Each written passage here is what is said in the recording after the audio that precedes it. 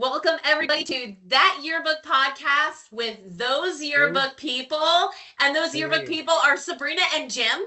We're back for season 3, episode 4 of That Yearbook Podcast.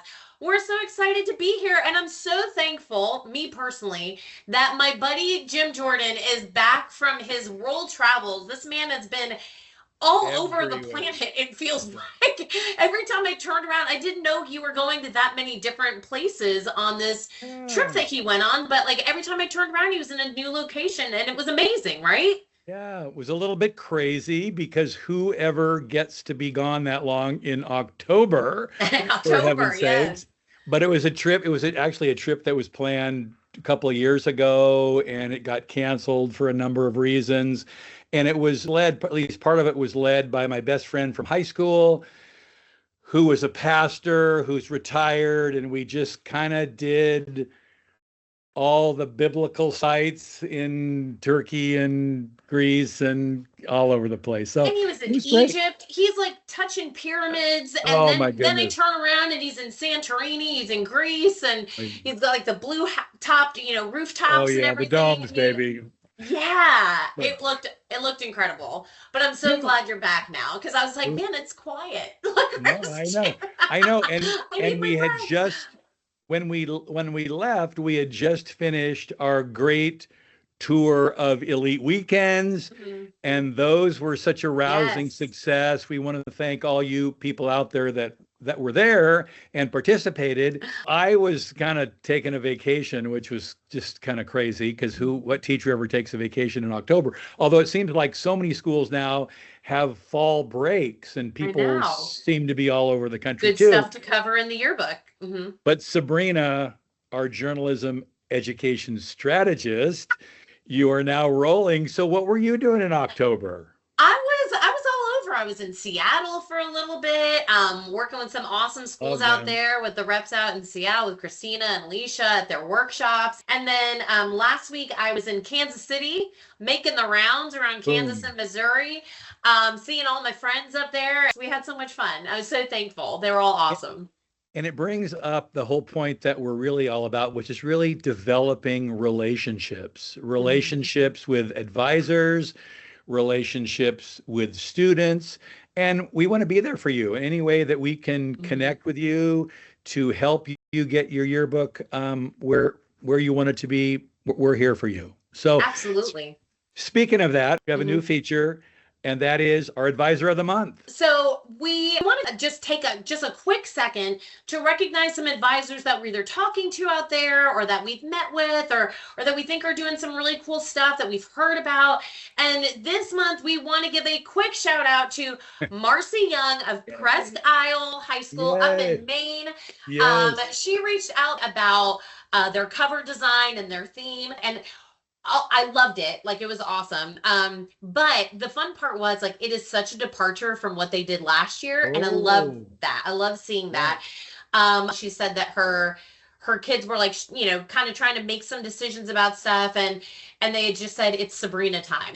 And I know Marcy's always working so hard, and so is her staff, on making each book like that much better than the last. And that's not easy to do. And so when I saw what they were working on, I was already super impressed, super excited for where it was going to go. And this kind of goes back into trying to get you thinking about things earlier than normal. And what we're talking about with the podcast today, and then our training videos, is why judging matters. Why should you send your book in to get rated? Now, it can be rated at your local level. So many great local journalism associations have ratings at their level. And then you have Columbia Scholastic Press and National Scholastic Press, who also do the ratings. And we just want to encourage you to begin thinking about that now, because we are at that time very soon. Within the next month or two, we're going to hear about the pacemakers and pacemaker finalists, and we're going to hear about the gold and silver crown nominees. And so we want to get you in that mood so that when these things start happening, you can find out how you can get going on this earlier, really in the 26-27 year. I think it's important. I think sometimes, for me at least, like it was one of the reasons why I stuck around in advising. Like I really loved the idea that what we were doing here was more than just creating a product. It was more of a process. It was more of a journey. There was a biggerness to it, than just getting something done at the end of the year to say, hey, I checked this off my list. I made a book, and we have it now. Like getting a critique, submitting the book for judging and awards gave us something above and beyond to work towards that gave it purpose and value and gave us made it a little bit more competitive, So there was really something you were striving for, more so than just getting it done. You wanted it to be excellent. You wanted it to be the best. And that drives not just your staff, but as an advisor, it drove me. It gave me something else to work towards, which was great. Absolutely. And I'm competitive. When I made the switch, I was a coach. I was a wrestling coach. I was a cross country coach. I always forget that. I know. And so right. I'm kind of competitive. That's one side of me. But then the educator side of me, it was always, how can we get better at this? How can we create something that has more value, that is a product that your students are going to want to keep for 10, 15, 20, 50 years? Right. And critiques were really that vehicle that got me improving. Because I just want to say one of the great things is when you get that first level of review, all these organizations, they have a booklet, they have a scoring guide that you can use to learn what are the elements of a great yearbook. And also along with that, why we need them. It's not just to win an award, it's to create this journalistic book with great photography that's really going to tell the story of the year at your school. And so it was always encouraging to see that, and every year take one or two new things that you can build on. And we got the scoring guide from NSPA, which is just great. And I've just been studying it again. And it's been really amazing, Sabrina, as you go over it word by word by word to see all these things that we're saying. Do you know right here in the NSPA document, it says you must use grids? Did you know that? Wow. You need to think about hierarchy and scale. It's not just Sabrina and Jim saying this. There are other people out there that agree. And these documents, and again, it's not just the NSPA one, it's the one from CSPA, it's the one from your local organization. These are a blueprint to improving your book. And so maybe if the advisors or the students hear it from the advisor, then they hear it from Jim and Sabrina, and then they read it here, it's something that is going to cement the value of improving your book. Right. And this isn't about, I think sometimes people get nervous about critiques, like, oh, they're going to rip apart what we've done, or we're not ready. We have to wait till we're like at this level to get a critique. No, like that's how you get better, is by getting the critique. You don't have to wait till you're at a certain level to start getting these critiques. Get the critique now. Do it now. Critiques are not criticism. They're coaching. That's how you coach your kids into that next level of journalistic excellence. Like you need to get those critiques back, also to help you guys set goals for next year. What do we really want to focus on? You'll notice, especially if you look through those books like Jim has been, like we've done, it is extensive. There's a lot that they're going to be looking for. You're probably not going to be able to tackle every single thing your first year doing this. Pick one or two, pick two or three even, of things you're like, hey, we're really going to focus on this year, and we're going to master great photography, or we're really going to work on copywriting and getting the editorializing out of our copywriting. Like, what are those things that we're really going to focus on to make our books better? I mean, It's the same reason why elite weekends are so powerful. Mhm. Why, even when I'm working on something, I'm working on a PowerPoint right now and I'm about to send it to Jim, surprise, surprise, um, to get feedback and vice versa. Like we do that stuff with each other all the time because sometimes you need fresh eyes looking at something. You've Right. looked at it too long. You need somebody from the outside to just take a look and say, okay, without knowing any of the backstory, any of the drama that went into building this, here's what I'm seeing, Yeah. and critiques can do that for us. You can't get better unless you get feedback. And we Yes. want to have all of you have that mindset of every year we're going to get better. We're going to seek it's this cycle. We're going to seek feedback. We're going to decide on what we need to work on, and we're going to get better. And every year the book can grow and change and become something more than it was before. And to me, as an educator, and I will always, no matter what I'm doing, I'm a teacher first. Yes, sir. And I always want to get better. I want to provide an experience that's going to push my students beyond what they thought they can do, help them find their talents, and use those to create a product that's the best it's ever been. That's what excites me. And it still excites me today. Agreed. With everybody we work with out there. We want you and your staffs to find their potential. And the critique is a really integral part of making that happen. Yep. That's what makes this fun. That's the fun. This is the fun part of stuff. So we want to also talk a little bit about what judges are actually looking for.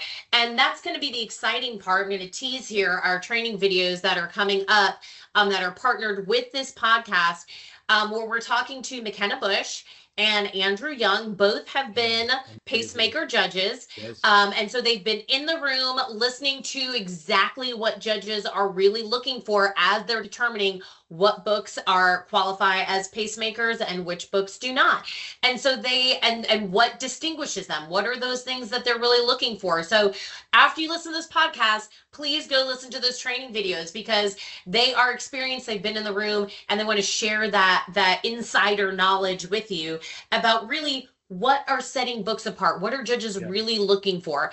We all know the big things. We want a strong theme and concept. We want good visuals. We want to see that theme carried throughout. We want great photography and great writing, but that's all very, very broad. What are the more specific things that judges are looking for? And one of the things I think I've noticed specifically just in talking to people is it's really a lot of detail stuff. It's 100%. we all get the big things, right? That's but those detail things are really what's setting some books apart as like, yes, these guys are going to win a pacemaker or be a finalist or a crown or so on and so forth. Yeah, you need to be fanatical about the details. Yes. How everything, the measurements of your type, your columns, your margins, all those kind of things, and then to be seeing it carried consistently throughout the whole book. That's really important. But then there's another level is when you get that theme, it's that you see the nuances of theme carried literally on every single page. And in a variety of ways. Yeah. In a variety of ways, in unique ways that people maybe even haven't thought of before. So, and that's fun to try to figure out what those things can be and what is going to set you apart from the way you developed the theme in the previous year. But that's why a great theme is so important, is because it's going to connect so beautifully with this year that some of these things are just organically going to come out of your discussions as you start moving forward in your coverage path throughout the year. So all these things, it's so hard. Oh, and this is a little teaser too. We're doing a session at Nashville on how breaking up with last year's book. Yes. You've dated it, you married it, and now it's time to let it go. Time to break up with it. Yeah. Move on to the next thing. But yes, that is part of it, is every year you want it to be unique and different, but still hit all these journalistic standards, still hit all these high points, still be creative and innovative. and still meet that judging criteria. So, and that's a challenge. Like, that's hard. We get in these habits where we know what's working and we want to keep doing that same thing. But there's a million different ways to do this kind of stuff. And so that's really an extra challenge as well. But yeah, I agree with you. The detail stuff, how intentional you are with every detail of your book. A lot of times the stuff that I think judges are looking for are the things that we don't care about as much, like do you have, like, are you really carrying the theme through on your divider pages? Are you, what is do you have an index? Is there coverage in your index? What does your reference section look like? Do you have good coverage in your reference section, in your portraits areas? So like, those are the things that we sometimes are like, like, it's not the most exciting part, but man, like, those are the things that are setting books apart that we want to pay really close attention to, for sure. Absolutely. And we want you to start thinking about now the process you're going to go through to submit your book. You're going to need to do some research on what are your local critique services that you could submit to, and then to CSPA and NSPA. And you really want to pay attention to their deadlines, because this last year I know CSPA had a limited number of initial critiques that they did. You want to get on that, get your finances ready. And then I would really suggest having one of your students sort of be the critique editor or whatever, someone who is going to remind you when the book comes out, hey, Mr. Jordan, we've got to start thinking about submitting that to the services, and we have this time, we have to make this deadline, because so often you get there at the end of the year and it's like the last thing you want to do. But if somebody is helping you do it, someone is filling out the forms, not just you as the advisor, that will make a huge difference. And a lot of times you also write a letter to your judges, like saying, like, it's kind of 100%. Sometimes explaining little nuancy things about your book. Maybe some of the process that you guys went through, that journey, some things you want them to take note of. And all that stuff takes time. And usually May is not when you're super interested in putting in all that time. So start thinking through some of those things earlier, like Jim said, like, really start putting that on your calendar towards the time you're finishing up the book. So that way, when the book comes in, you're packing that stuff out, you're filling out those forms, you've got the money ready to go, and you're submitting that book to get critiqued and judged. Because we don't want to miss those opportunities here. They're so valuable for you and for your staff. So we want to make sure you watch the next training videos with McKenna and Andrew, as they give their insider info on what it's like to be a pacemaker judge and the things that judges are really, really looking for. So more to come when it comes to critiques. And we hope now that we've kind of piqued your interest about critiques now and about how to use your critique, it's going to make a difference for 2026. So it isn't just, oh, we forgot about that, we should have set some goals earlier. You're still in that perfect time to set those 3 goals based on last year's critique. Yes. And it's to really, only October, guys. Like, it's still early. And I just have to say this, in the schools I've been working with, they are creating some great stuff in October. I know. It's so amazing to see everybody getting going on it. Seeing a lot of new stuff that I haven't seen before. So all the rest of you, start looking forward to setting those goals based on your critique, and then begin the planning for getting your next critique on the 2026 book. Yes. And it's not too late to just turn that rudder a little bit, to get the ship going the way that you need it, the way that you need to. So that's right. There's no time like the present. Do it now. It's not too late to start that process, for sure. Yep. Well, and before we sign off real quick, we have another little segment. We have we have some new news. We forgot our last segment. How we can can't forget this. This is important. Oh my goodness. Yes. Yeah. So we wanted to give a quick shout out. The brand new news in our yearbook world, new news, was the TAJE Fall Fiesta, which is an awesome event. It's so cool, man. Texas, y'all always do it right. Definitely bigger and above and beyond, always. I love that. And our good friend, Walsworth Rep Paula Griffin was awarded the Friend of Journalism Award. And we are just so proud of her. That's amazing. So round of applause for Paula. So big day for Paula. Big day right? for the Griffins. Yeah, for sure. A lot going on. So super proud of Paula. She's an amazing rep. She loves yearbooks. She loves her people. So we were just super, super happy for her. And again, if anybody in your area is getting an award, Walsworth advisors, students, whatever, let us know, and we can give you a shout out on New News. Yes, okay. Coming to you on That Yearbook Podcast with those yearbook people. That's right. So thank you guys so much for being with us today. Go start putting stuff together, setting goals for those critiques. We want you guys to be successful for 2026, and we know that you can, and we're always here to help. We're here. Let us know. Thank you guys. Have a good one. Bye. Bye-bye.